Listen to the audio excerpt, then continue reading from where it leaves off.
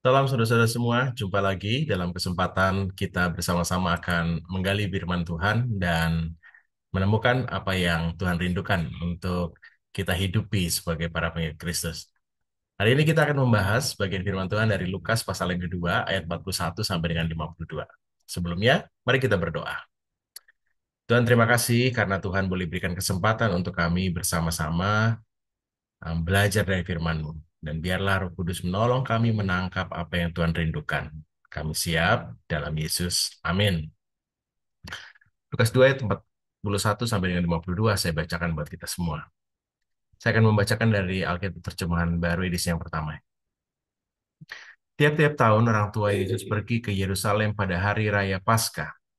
Ketika Yesus telah berumur 12 tahun, pergilah mereka ke Yerusalem seperti yang lazim pada hari raya itu. Sehabis hari-hari perayaan itu, ketika mereka berjalan pulang, tinggallah Yesus di Yerusalem tanpa diketahui orang tuanya. Karena mereka menyangka bahwa ia ada di antara orang-orang seperjalanan mereka, berjalanlah mereka sehari perjalanan jauhnya, lalu mencari dia di antara kaum keluarga dan kenalan mereka. Karena mereka tidak menemukan dia, kembalilah mereka ke Yerusalem sambil terus mencari dia. Sesudah 3 hari, mereka menemukan dia dalam bait Allah. Ia sedang duduk di tengah-tengah alim ulama sambil mendengarkan mereka dan mengajukan pertanyaan-pertanyaan kepada mereka. Dan semua orang yang mendengar dia sangat heran akan kecerdasannya dan segala jawab yang diberikannya. Dan ketika orang tuanya melihat dia, tercenganglah mereka, lalu kata ibunya kepadanya, "Nak, mengapakah engkau berbuat demikian terhadap kami? Bapamu dan aku dengan cemas mencari engkau." Jawabnya kepada mereka, "Mengapa kamu mencari aku? Tidakkah kamu tahu bahwa aku harus berada di dalam rumah Bapakku?" Tetapi mereka tidak mengerti apa yang dikatakannya kepada mereka. Lalu ia pulang bersama-sama dengan mereka ke Nazaret, dan ia tetap hidup dalam asuhan mereka. Dan ibunya menyimpan semua perkara itu di dalam hatinya. Dan Yesus makin bertambah besar dan bertambah hikmatnya dan besarnya, dan makin dikasihi oleh Allah dan manusia. Demikianlah pembacaan firman Tuhan. Dalam leksionari harian, leksionari mingguan pada tahun C, minggu ini, di mana Lukas 2 ayat 41 sampai dengan 52 menjadi bacaan Injilnya, ada beberapa bacaan lain dari 1 Samuel 2, juga Mazmur 148, Kolose 3 yang juga dirangkai dengan bacaan kita.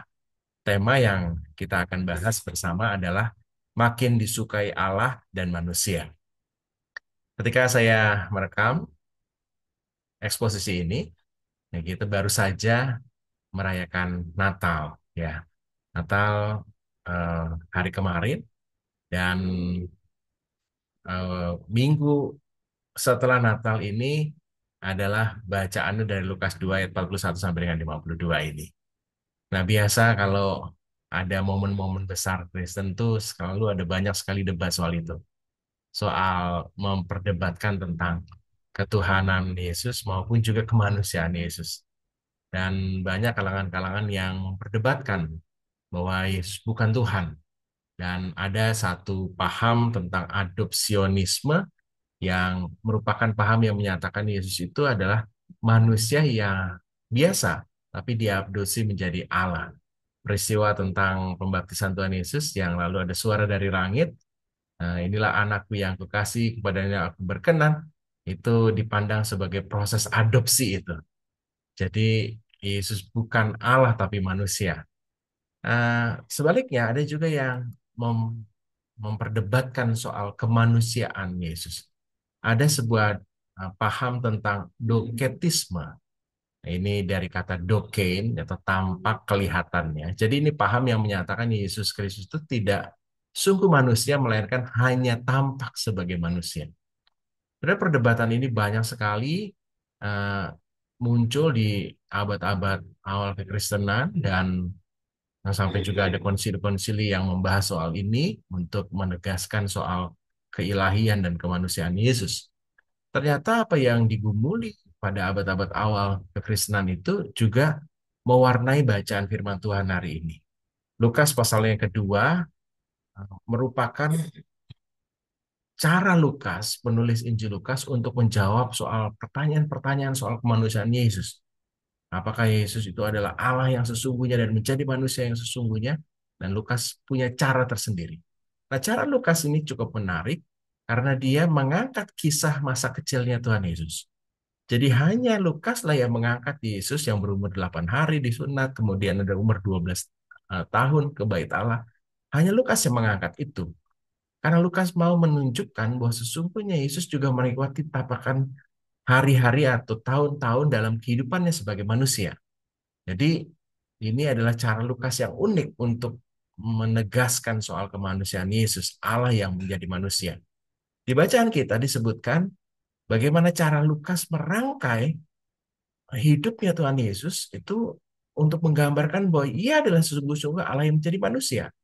Tiap-tiap tahun disebutkan menggambarkan bahwa ada runtutan tahun-tahun yang dilewati oleh Tuhan Yesus dalam kehidupannya. Dan dia juga pernah masuk dalam satu masa umur 8 hari disunatkan, lalu umur 12 tahun. Ini penyebutan 12 tahun menjadi sesuatu yang sangat dikenal oleh kalangan Yahudi sebagai momen peralihan antara anak-anak menjadi seorang yang dewasa secara iman.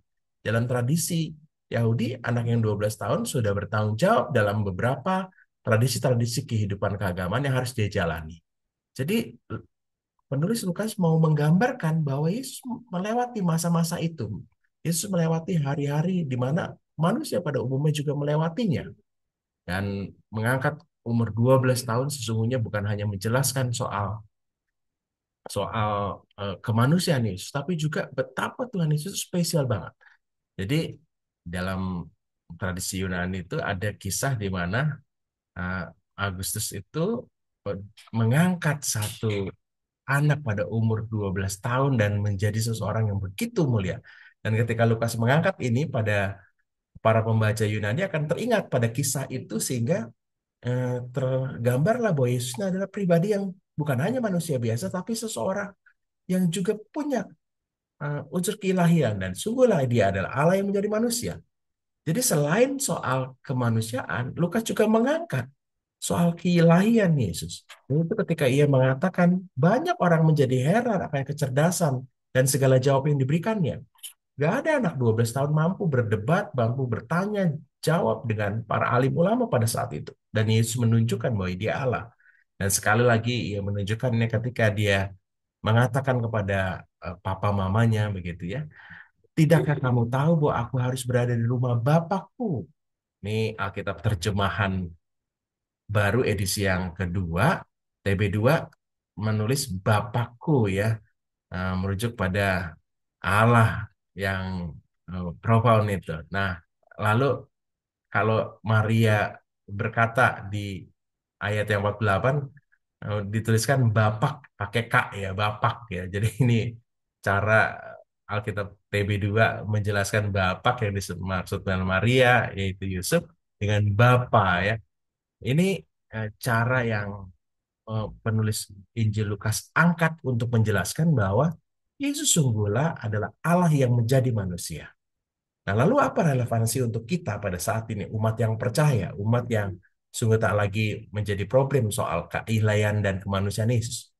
Nah, ini menjadi menarik untuk kita terus membahas bagian ini, merangkai dengan iman kita.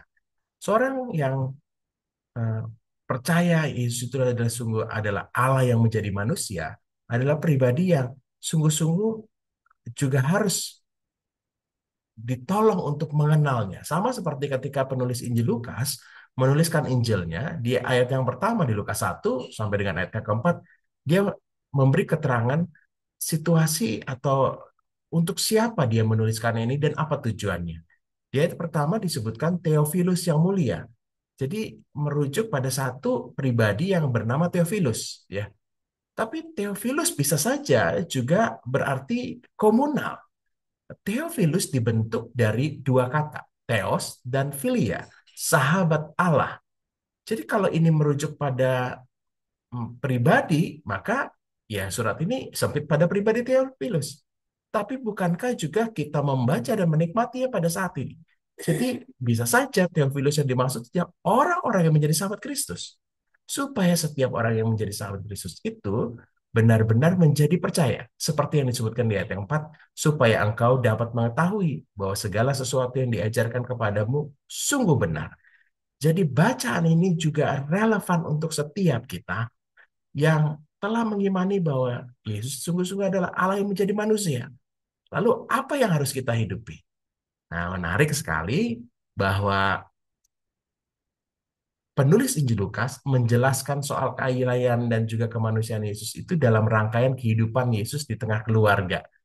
Nah, tema makin disukai Allah dan sesama dalam rangkaian kisah hidupnya Tuhan Yesus di tengah keluarga, ini mengingatkan saya pada tradisi gereja, tradisi kalender liturgi yang menempatkan minggu antara eh, Natal dengan 1 Januari, Natal dengan minggu setelahnya itu sebagai minggu yang spesial. Minggu di mana kisah kehidupan Yusuf, Maria, dan Yesus kecil itu diangkat. Di tradisi Katolik ini disebut sebagai Minggu Keluarga Kudus, karena kisah tentang hidup keluarga ini diangkat. Dan bagi saya, tradisi liturgi ini juga bisa menjadi relevan buat kita yang mau membuat setiap anggota keluarga kita makin disukai Allah dan sama. Kita yang mengimani bahwa Allah menjadi adalah Yesus adalah Allah yang menjadi manusia, bagaimana kita bisa hidup makin disukai Allah dan sesama? Nah, tema makin disukai Allah dan sesama mengambil bagian dari ayat 52. Yesus makin bertambah besar, bertambah hikmatnya dan besar dan makin dikasih oleh Allah dan manusia. Nah, pertanyaannya bagaimana caranya? Yuk, kita susun satu persatu dan semoga ini menjadi relevan dalam hidup keluarga kita. Pada teks kita disebutkan tiap-tiap tahun orang tua Yesus pergi pada hari raya Paskah ke Yerusalem. Jadi ini sebuah tradisi kehidupan keluarga yang cukup luar biasa taat beragama. Padahal pergi dari tempat di mana mereka tinggal ke Yerusalem butuh banyak sekali dana pengorbanan. Tapi karena panggilan tradisi ibadah mereka mensyaratkan itu, maka mereka melakukannya. Dan ketika Yesus berumur 12 tahun, lalu diajaklah Yesus. Jadi sebuah upaya meneruskan tradisi keagamaan kepada anggota keluarga yang lain. Ini sesuatu yang sangat luar biasa, mulia sekali. Hidup keluarga yang di mana pertumbuhan spiritualitas umat itu terjadi di tengah keluarga. Ini juga mengingatkan saya pada kisah tentang Hana yang setiap tahun membuatkan Samuel jubah kecil dan membawa jubah itu kepadanya. Dan ia datang bersama dengan keluarganya, bersama suaminya. Jadi tradisi ibadah ini dilakukan oleh semua orang-orang Yahudi pada saat itu. Dan bukankah harusnya kalau kita mau membangun anggota keluarga kita menjadi pribadi-pribadi yang mengimani Yesus adalah Allah yang menjadi manusia, sehingga kita bisa punya fondasi untuk menjadi seorang pribadi yang dikasih oleh Allah dan manusia, maka penting untuk kita benar-benar menghidupi keluarga kita menjadi tempat pertumbuhan spiritualitas yang baik. Ini adalah kakak saya bersama dengan anaknya, dan setiap kali liburan sekolah, dia selalu mengupayakan bisa membawa anak-anak ke tempat-tempat di mana mereka bisa belajar, ke museum, ke tempat-tempat yang mereka belum tahu ya. Sehingga anak-anak ini bisa belajar dan terbekali. Dan ini mengingatkan saya pada kebiasaan ayah saya juga, di mana sering membawa saya untuk belajar ke tempat-tempat yang baru untuk saya mengenal, saya tahu, dan bersama-sama proses itu saya bertumbuh bersama. Nah, seberapa banyak keluarga kita jadikan sebagai tempat di mana pertumbuhan anak-anak ini menjadi ideal. Bagaimana kita bisa membangun anak-anak mengenal Tuhan, Yesus sebagai Allah dan manusia di tengah keluarga kita. Maka mari kita bangun keluarga kita itu menjadi tempat yang mendukung pertumbuhan spiritualitas, seperti apa yang dilakukan Yusuf dan Maria terhadap Yesus. Nah, kisah kita berlanjut dengan Tuhan Yesus ternyata ketinggalan ya.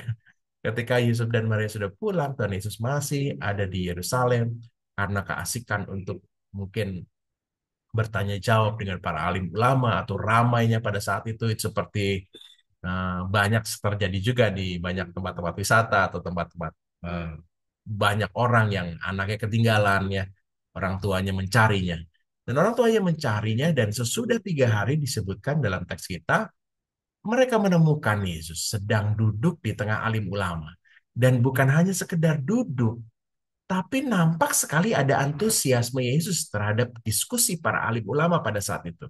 Memang dalam tradisi mereka itu membuka ruang di mana anak-anak bisa bertanya jawab dengan para alim ulama. Ini tanda bahwa komunitas di Bait Allah itu adalah komunitas yang ramah anak. Nah, ini penting nih ya, seberapa banyak dari kita juga menjadikan gereja yang cukup ramah anak ya untuk bisa anak-anak itu bertanya banyak hal, kegelisahannya, pertanyaan-pertanyaan yang terlintas dalam benaknya, dan dijawab dengan nyaman. Dan terlihat sekali Yesus begitu antusias karena ia mendengarkan mereka dan mengajukan pertanyaan. Katanya mengajukan pertanyaan adalah sebuah tanda di mana ia memahami, mengolahnya menjadi sebuah pemahaman dan mengkritisinya. Dan muncullah beberapa pertanyaan supaya dia bisa lebih memahaminya.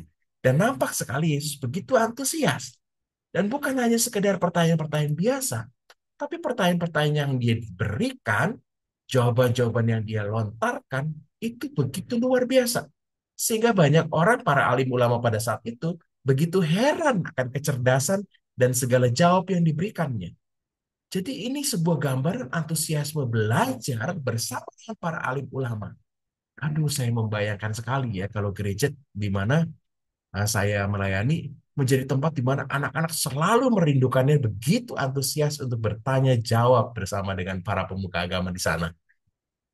Saya jadi ingat dengan keponakan saya. Ini keponakan saya masih kecil. Kalau dibawa oleh kakak saya ke museum begitu, antusiasme begitu besar.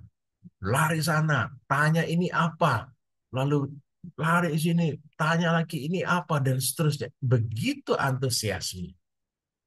Saudara, seberapa banyak dari kita punya antusiasme seperti keponakan saya, seperti Yesus kecil ketika dia bersoal jawab dengan para alim ulama.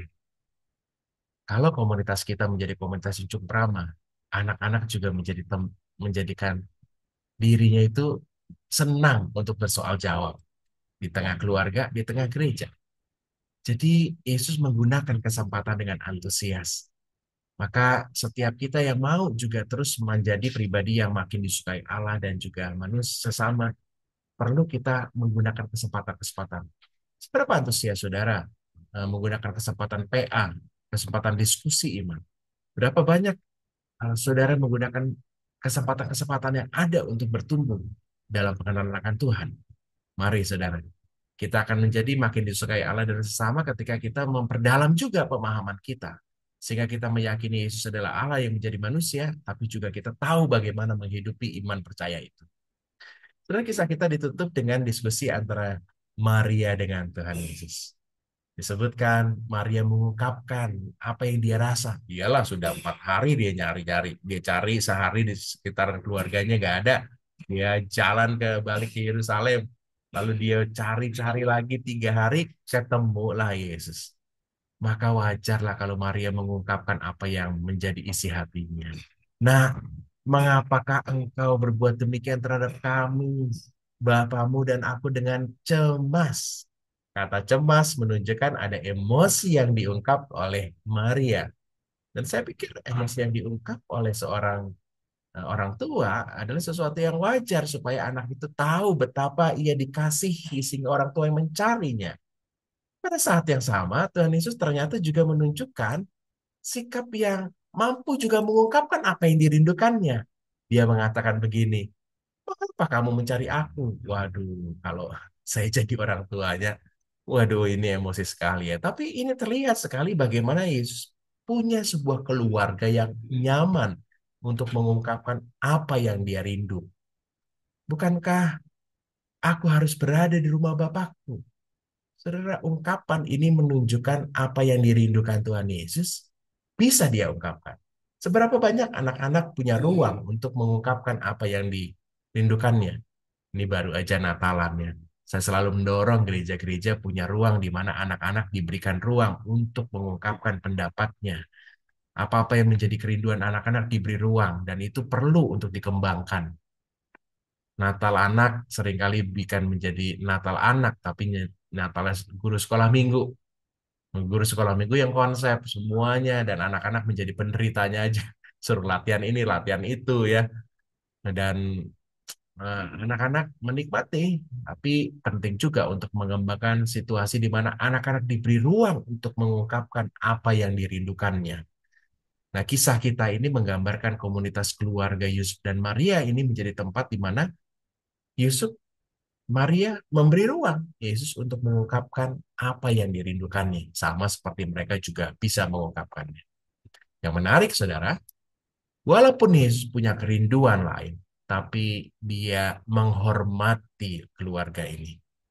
Lalu ia pulang bersama-sama dengan mereka ke Nazaret.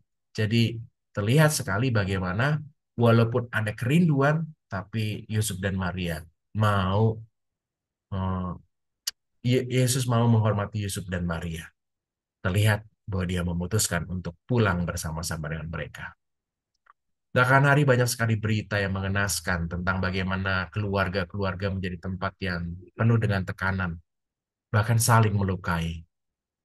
Saya jadi ingat dengan pesan dalam Kolose 3 ayat yang 13, sabarlah kamu seorang terhadap yang lain. Ampunilah seorang akan yang lain apabila seorang menaruh dendam terhadap yang lain. Sama seperti Tuhan telah mengampuni kamu, kamu perbuatlah juga demikian. Penting untuk keluarga menjadi tempat yang aman, nyaman, tidak saling melukai, dan saling memulihkan. Karena sesungguhnya Tuhan sudah lebih dahulu mengampuni kita. Saudara, di Minggu Keluarga Kudus ini saya mengajak kita, mari jadikan keluarga sebagai tempat yang mendukung pertumbuhan spiritualitas. Gunakan setiap kesempatan dengan antusias untuk mengenal Tuhan. Dan seluruh anggota keluarga harus saling menghormati dan saling mengasihi. Kenapa? Dari sinilah kita akan menjadi yakin dan semakin kuat tahu Yesus adalah Tuhan yang menjadi manusia. Karena kita mengenal itu di tengah keluarga kita. Mari kita berdoa. Terima kasih untuk kesempatan kami bersama-sama menggali firman Tuhan dari Lukas pasalnya yang kedua, 41 sampai dengan 52 ini. Bantulah keluarga-keluarga menjadi keluarga di mana banyak sekali pengenalan akan Tuhan terjadi. Tolong para orang tua bantu anak-anak sehingga mereka semua boleh mengenal Tuhan di tengah keluarga. Kami bersyukur dalam Yesus. Amin. Kalau teman-teman membutuhkan PowerPoint dari bahasan Lukas 2 ayat 41 sampai 52, silakan download di deskripsi saya sertakan dan semoga jadi berkat. Tuhan berkati.